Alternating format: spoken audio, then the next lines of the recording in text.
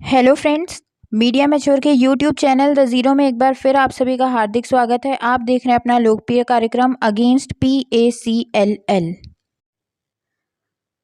तो जैसा कि हमने पिछले वीडियो में देखा था कि ये किस किस प्रकार के जो पॉइंट हैं उनकी किताब के यहाँ पे छपे हुए हैं। ये हमने 48 नंबर तक देख लिया था। आज 49 नंबर में देखते हैं कि इसकी और कौन कौन सी ज़रूरी बातें हाईलाइट की हैं सेबी ने इस ऑर्डर में। यहाँ पर कंपनी जो है साफ कह रही है कि कंपनी की फ़र्स्ट चार्ज जो है उस प्लॉट के ऊपर है, उसमें जो सर्विस लगी वो उसको पैसा उसमें से निकालना होता है, उसकी डेवलपमेंट चार्ज उसमें से निकालनी पड़ती है और जो भी खर्चे होते हैं वो सब कंपनी को इसमें से निकालने पड़ते हैं। तो इस प्रकार से कोई भी यूनिट होल्डर यानी कोई भी निवेशक उस संपत्ति को ना तो बेच सकता है, ना किसी को ट्रांसफ़र कर सकता है, ना कहीं गिरवी रख सकता है, जब तक कि वो कंपनी से नो ऑब्जेक्शन या नो ड्यूज सर्टिफिकेट नहीं ले लेता। यानी जब कंपनी आपको देख देगी कि हाँ अब ये एनओसी है आपकी, इसके ऊपर कोई बकाया नहीं है, हमारा जो इसके ऊपर खर्चा हुआ था संपत्ति पर हमने सब वसूल लिया है, उसके बाद ही आप उस संपत्ति को इस्तेमाल कर सकते हैं। अगर ये नो ऑब्जेक्शन सर्टिफिकेट नहीं है तो कभी भी PACL आपसे ये संपत्ति वापस मांग सकती है। इसके आगे है नोटिफिकेशन, जिसके अंतर्गत मैनेजमेंट के पास ये अधिकार है कि वो किसी भी समय बिना किसी नोटिस के चाहे कभी भी किसी भी स्कीम को डिसकंटिन्यू कर सकती है, उसमें कुछ परिवर्तन कर सकती है, बंद कर सकती है और नई स्कीम लागू कर सकती है। इसके लिए वो पूर्ण रूपेण स्वतंत्र है, किसी की भी इजाज़त की उसको ज़रूरत नहीं है। इसके आगे है आर्बिट्रेशन। इसके आगे ये कह रही है इसमें कि कोई भी यदि विवाद उत्पन्न होता है तो कंपनी के चेयरमैन या मैनेजिंग डायरेक्टर या उनके द्वारा नियुक्त किए हुए कोई भी व्यक्ति का अंतिम जो भी फैसला होगा उसको अंतिम माना जाएगा और निवेशक के ऊपर वो बाध्य होगा, ऐसा इसमें कह रही है कंपनी। अब सेबी कह रही है कि ऊपर हमने जिस प्रकार देखा, इतने सारे पॉइंट देखे रूल बुक के, इससे हम ये नोटिस कर सकते हैं कि ये सारे क्लॉज किसी और के लिए नहीं थे बल्कि सिर्फ एक ग्राहक के लिए थे।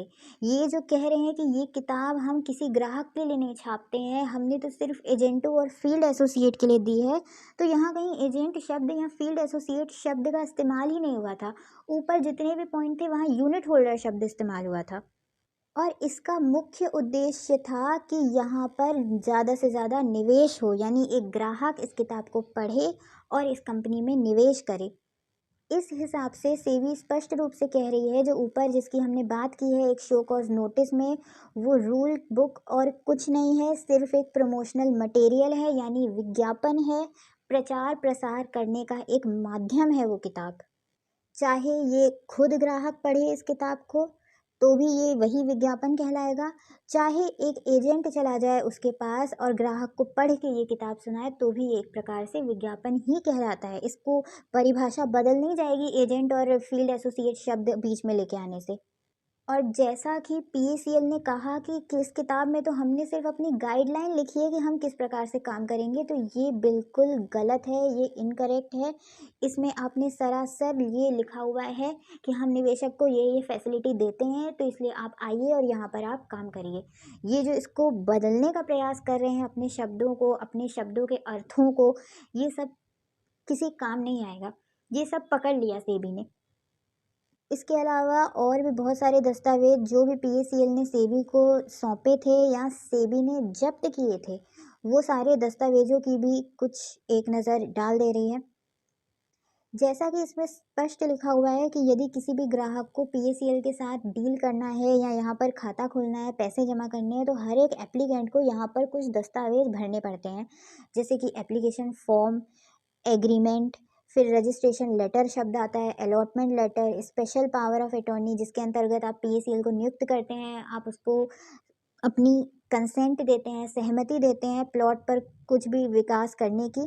ये सब दस्तावेज, सेल डीड आदि, ये सारे दस्तावेजों का आदान प्रदान होता है ग्राहक और कंपनी के मध्य में। तो इस पर जो है सेबी कह रही है, जो इसका एप्लीकेशन फॉर्म और एग्रीमेंट है, ये हर एक प्लान में जारी होता है। हर एक प्लान में आपको ये सारे दस्तावेज की ज़रूरत पड़ती ही पड़ती। जो जांच पड़ताल चल रही थी उसके दौरान PACL ने लगभग 5 सैंपल दिए थे, मात्र 5 सैंपल दिए थे एप्लीकेशन फॉर्म कम एग्रीमेंट के, कि हम ये 5 प्रकार के फॉर्म चलाते हैं। पीएसीएल ने सेबी को वही एग्रीमेंट के सैंपल दिए जो उन्होंने हाई कोर्ट को दिए थे, जो उन्होंने सुप्रीम कोर्ट में सौंपे थे, और जो अभी उनका एग्जिस्टिंग एग्रीमेंट यानी उस समय वर्ष 2014 या 13 जब भी की ये बात कर रही है, उस समय चल रहा था, वो वाला लेटेस्ट एग्रीमेंट भी इन्होंने सेबी को दिया था। और साथ ही इन लोगों ने एप्लीकेशन फॉर्म कम अग्रीमेंट में समय समय पर जो भी परिवर्तन किए थे वो सब स्पष्ट रूप से हाईलाइट नहीं किए थे पीएसीएल ने। इसके साथ ही इन लोगों ने ओरिजिनल एप्लीकेशन फॉर्म कम एग्रीमेंट तो कभी सौंपा ही नहीं पीएसीएल को, ये कह के कि वो अभी हमारे पास उपलब्ध नहीं है, और सिर्फ उसकी फ़ोटोकॉपियाँ या उसके जो भी लिखित रिकॉर्ड थे वो सेबी को दिखाए। ओरिजिनल फॉर्म उन लोगों ने दिखाया ही नहीं, ना ही उसमें कहीं कुछ हाईलाइट किया हुआ था कि ये पहले ऐसा था, अब हमने उसमें ऐसा परिवर्तन किया। सब दस्तावेज एक ही जैसे लग रहे थे। ये है पेज नंबर 49 की बात। अब हम अगले वीडियो में देखेंगे और क्या क्या सच पकड़ा पीएसीएल का सेबी ने और किस प्रकार से आपको उल्लू बनाया गया था। तो अभी के लिए बहुत बहुत धन्यवाद। जय हिंद, जय भारत।